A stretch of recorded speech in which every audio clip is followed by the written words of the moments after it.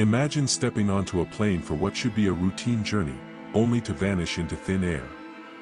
No distress signal, no sign of wreckage, nothing but an endless sea of speculation and unanswered questions.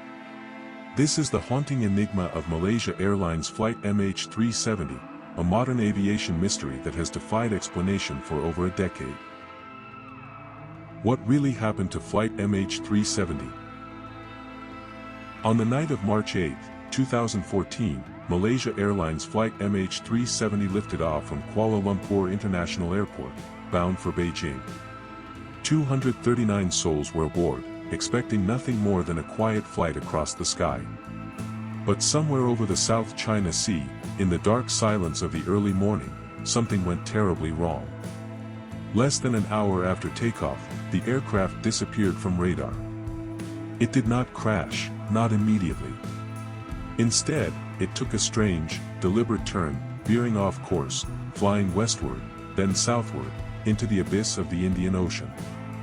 And then, nothing. The world watched in horror as search efforts began. Investigators from around the globe scrambled to make sense of the vanishing. How could a state-of-the-art Boeing 777 simply disappear? There was no mayday call, no warning, no sign of foul weather or technical failure. What began as a standard missing flight case quickly spiraled into one of the greatest aviation mysteries of all time. Who were the people aboard MH370? Families, business travelers, crew members, each with their own stories, their own lives, now frozen in time. There were 227 passengers and 12 crew members from 14 different nations, with the majority being Chinese nationals, 153 in total. Among them were students, executives, and entire families traveling for vacations or business trips. Some were heading home, others were embarking on new journeys. One of the youngest passengers was just 2 years old, a child whose life ended before it could truly begin. Captain Zahari Ahmad Shah, the pilot, was a seasoned aviator with over 18,000 flight hours. He was known as an enthusiastic and meticulous professional, deeply respected by his peers. However, in the wake of MH370's disappearance, scrutiny turned toward him. His co-pilot, First Officer Farik Abdul Hamid, had accumulated nearly 3,000 hours in the cockpit. He was younger, eager to build his reputation, and had recently started operating Boeing 777 flights. Neither had raised any red flags prior to the flight. Yet, as theories unfolded, some began to suspect that what happened aboard MH370 may not have been an accident at all. The investigation was riddled with inconsistencies, dead ends, and strange revelations. The initial search focused on the South China Sea, but satellite data suggested the aircraft had traveled far off course, deep into the Indian Ocean. This data, analyzed by Inmarsat, indicated that the plane had continued flying for hours after its last radar contact. But why? Was it a hijacking? A pilot's suicide mission? A catastrophic mechanical failure? As weeks passed, frustration grew. Families of the victims were desperate for answers, clinging to hope that their loved ones had somehow survived. Conspiracy theories flourished in the information vacuum. Some believed the plane had been hijacked and was secretly hidden in a remote location. Others speculated about military involvement, suggesting that the aircraft had been intercepted, shot down, or intentionally concealed to cover up some unknown truth. Then, new details emerged. The flight simulator in Captain Zahari's home contained data indicating a simulated flight path eerily similar to the suspected trajectory of MH370. This raised further suspicions. Was the disappearance a premeditated act? However, there was no direct evidence proving that he deliberately downed the plane. The flight simulator data was dismissed as circumstantial, with experts arguing that pilots often simulate various flight paths for practice.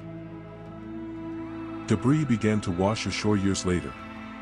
A piece of a wing, confirmed to be from MH370, was discovered on the remote Réunion Island in 2015, over 3,000 miles from where the initial search had been focused. More fragments followed, found along the coastlines of Africa and nearby islands. Some showed signs of damage consistent with an ocean crash, but without the black box, the final moments of the flight remained a mystery.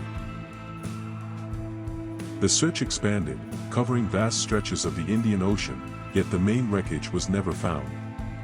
Oceanographers attempted to map potential crash sites based on ocean currents, but the search zone was simply too massive. It was as if MH370 had been swallowed by the sea, leaving behind only fragments of its tragic fate. The list of potential suspects and theories continued to grow. Some claimed the plane was hijacked, its passengers taken hostage in some shadowy, undisclosed location. Others pointed fingers at Captain Zahari, citing the suspiciously similar flight path found on his home simulator. Was he responsible for diverting the plane in an act of premeditated mass murder? Or was he a scapegoat, the victim of an elaborate cover-up? And what about the U.S. military base on Diego Garcia? Was there any truth to the rumors that MH370 had been intercepted, intentionally shot down, or even secretly landed there? The speculation was endless, each theory more sinister than the last. But theories alone are not enough. What the world needed was hard evidence, proof of what really happened in those final, fateful hours. In recent years, new search efforts have been proposed, with cutting-edge underwater technology promising to scour the depths where the wreckage may lie.